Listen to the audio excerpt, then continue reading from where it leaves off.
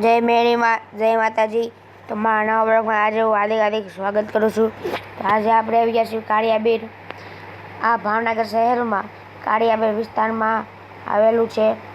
અહીંયા લોકો ભાઈ ભક્તો દર્શન કરવા આવે છે.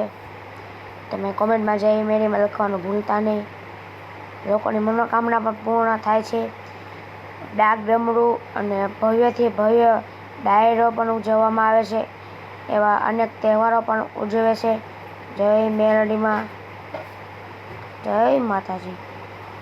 તમારે આવું હોય ડાકલા, તો કાળિયાબેર મેરીમાં ભવ્ય ડાયરો એવા ઉત્સવ પણ ઉજવવામાં આવે છે. જય જય મેરીમાં, જય માતાજી, જય મેલડીમાં.